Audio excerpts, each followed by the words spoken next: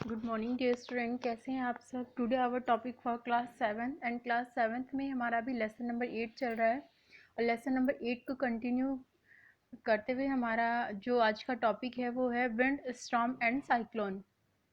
तो wind, storm and cyclone में सबसे पहले आता है कि विंड क्या होती है।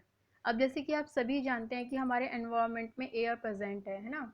बट वो एयर भी कई तरह की होती है, कभी तो वो बहुत तेज चलती है, कभी बहुत धीरे चलती है ना। तो इस तरह की जो मूविंग एयर होती है उसी को हम क्या बोलते हैं, विंड। तो विंड क्या है, एक मूविंग एयर है। Moving air is called wind. Next है कंपोजिशन ऑफ एयर, कि एयर की क्या क्या कंपोजिशन है, उसमें क्या क्या क्वालिटीज होती हैं। तो इसमें फर्स्ट है इसका एयर एक्सर्ट प्रेशर, कि एयर में जो है प्रेशर होता है। अब आप इस प्रेशर को कैसे आइडेंटिफाई करेंगे, कैसे ये बताएंगे कि एयर में प्रेशर होता है। इसके लिए हम एक एक्सपेरिमेंट कर सकते हैं कि take a soft plastic bottle, fill it with hot water. एक प्लास्टिक की बॉटल लेंगे और उसको गर्म पानी से भर देंगे। Empty the bottle and immediately cap it tightly. फिर उस बॉटल को मतलब पानी निकाल के हम उसको खाली कर लेंगे और उसके कैप को टाइटली बंद कर देंगे।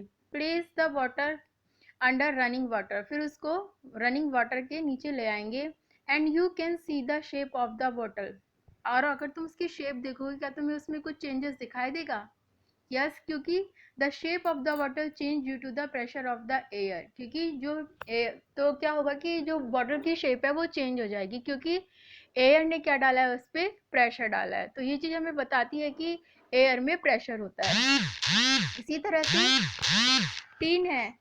अ tin is filled with water heated over a flame. अगर एक टीन है, उसको हम वाटर पे, उसमें वाटर भर के उसको बहुत ज़्यादा देर तक गर्म करते हैं। As soon as the water come to a boil, थोड़ी देर बाद क्या होता है कि वाटर जो है वो बॉयल होने लगता है। The lid is put and is kept under running cold water, फिर उसको ठंडे पानी के नीचे लाते हैं। We find the shape of the can gets distorted. इसका मतलब क्या है कि जो टीन की जो शेप है वो भी चेंज हो जाती है। तो ये दोनों एक्सपेरिमेंट के, दोनों एक्टिविटीज़ के बेस पे हमें ये पता चलता है कि एयर जो है उसमें प्रेशर होता है। तो फर्स्ट क्वालिटी ये है एयर की कि एयर में प्रेशर होता है। सेकंड है wind current.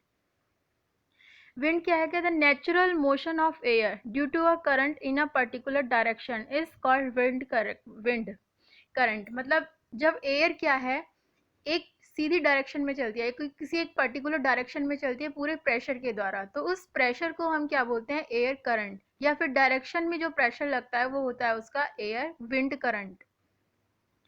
Wind and pressure difference, wind और प्रेशर में क्या क्या डिफरेंस है। Increase wind speed is occupied by reduced air pressure. जैसे जैसे प्रेशर इंक्रीज होता जाएगा, जैसे जैसे प्रेशर रिड्यूस होता जाएगा, तो विंड क्या है, विंड की स्पीड जो है वो इंक्रीज होती जाएगी, तेज होती जाएगी। Air move from a region of high pressure to a region of low pressure, और एयर जो है वो हमेशा मूव करती है हायर रीजन से लोअर रीजन की ओर। Warm and cool air. Warm and cool air क्या होती है, आपने देखा होगा कभी कभी तो बहुत ठंडी हवा चलती है और कभी बहुत गर्म हवा चलती है। तो ऐसा क्यों होता है ये हम आपको बताने जा रहे हैं।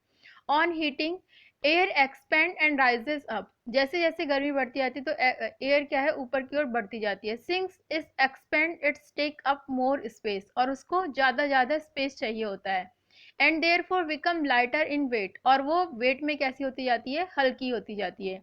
Therefore, we can say that warm air is light in weight and cold air is heavy. तो इसका मतलब हम ये कह सकते हैं कि जो वार्म एयर है वो कैसी होती है, हल्की होती है, और जो ठंडी एयर होती है वो होती है, उसमें प्रेशर होता है और वो हैवी होती है। Why does smoke move in upward direction? आपने ये देखा होगा कि जो स्मोक है वो तो जनरली सभी देखते हैं, व्हीकल से भी स्मोक निकलता है। अगर आप घर में चूल्हे पे खाना बनाते हैं, गांव में सभी ने देखा है कि उससे स्मोक निकलता है। कुछ भी हम जलाते हैं तो स्मोक निकलता है। तो उसका जो वो स्मोक जो है वो हमेशा ऊपर की डायरेक्शन में क्यों जाता है। तो इसका रीज़न ये है कि smoke is hot air. Smoke कैसी एयर है, हॉट एयर है। And hot air is lighter, और हॉट एयर जो होती है वो लाइट होती है। Hence it move in upward direction, इसलिए ये किस डायरेक्शन में जाती है, अपवर्ड डायरेक्शन में।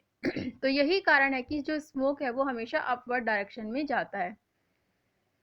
Generation of wind current due to uneven heating on the earth. अब जो हीटिंग है अर्थ पे वो भी अलग अलग जगह पे अलग अलग तरह की होती है। तो जनरेशन जो है विंड करंट की वो भी अलग अलग अर्थ पे अलग अलग तरह की होगी, जहाँ जैसी हीट जहाँ पे होगी उसी तरह की विंड वहाँ पे होगी। Uneven heating between equator and poles cause the north south wind. अब हम ये कह सकते हैं कि uneven heating between the equator and the poles, मतलब अगर इक्वेटर और पोल्स के बीच अनइवन हीटिंग है, एक जैसी नहीं है, तो नॉर्थ साउथ की जो विंड है उस पर क्या इफेक्ट पड़ेगा।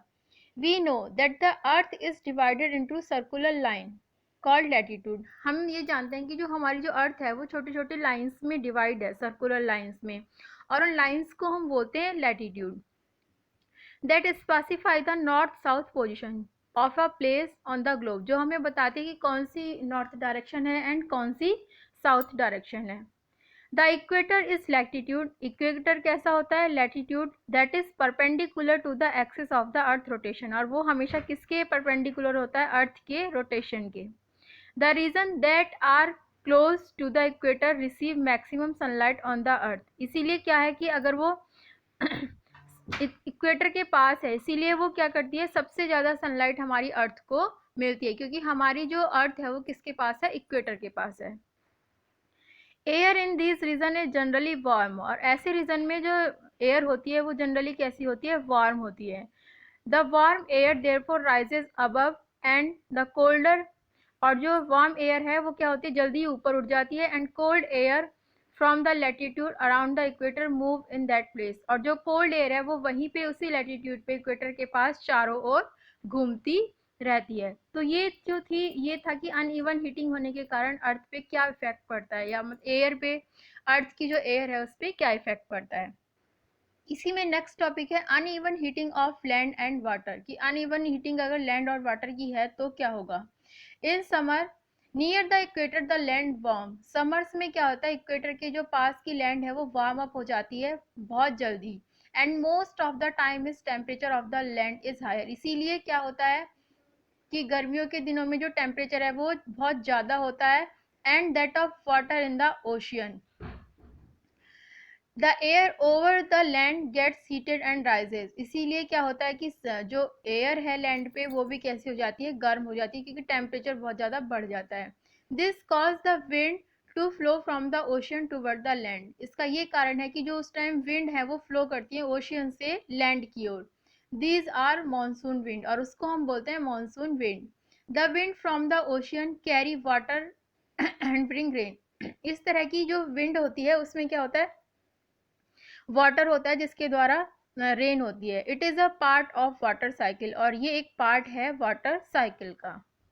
इसी में नेक्स्ट टॉपिक जो है वो है हमारा थंडरस्टॉर्म, कि थंडरस्टॉर्म क्या होता है। Swift movement of falling water droplet along with rising air, जैसे जैसे हवा बढ़ती है तो क्या होता है कि हवा का जो उस हवा के मूवमेंट के साथ कुछ पानी की बूंदें गिरती हुई दिखाई देती है, एंड क्रिएट लाइट, और उसी के साथ ही लाइट भी जलती है, एंड साउंड, और साउंड भी होती है, दिस इज कॉल्ड थंडरस्टॉर्म। मतलब कि जब स्काई में बारिश भी हो, बादल के गड़गड़ाने की आवाज भी हो, लाइट भी और हवा भी हो, जब ये सारी चीजें एक साथ आती हैं तो उसको हम बोलते हैं थंडर स्टॉर्म। तो थंडर स्टॉर्म के बारे में हमने आपको बता दिया है, और आप खुद भी जानते होंगे, क्योंकि अधिकतर जो बच्चे हैं उनको इस मौसम में बहुत मज़ा आता है, कि हवा भी चलती है, बारिश भी होती है, और बादल के गड़गड़ाने की आवाज़ भी आती है ना। तो इस तरह से आप लोगों को भी बहुत मज़ा आता है। तो ये आज हमने आपको थंडरस्टॉर्म के बारे में बताया है, uneven heating of land and water के बारे में बताया है, जनरेशन ऑफ विंड करंट, और cool air and warm air के बारे में, विंड करंट क्या होता है, और एयर के क्या क्या कंपोजिशन है। आप सभी इस टॉपिक को एक बार पढ़िए, और जहाँ पे आपको समझ नहीं आए, कोई प्रॉब्लम हो तो आप पूछ सकते हैं। आज के लिए आपकी क्लास में इतना ही है। Thank you.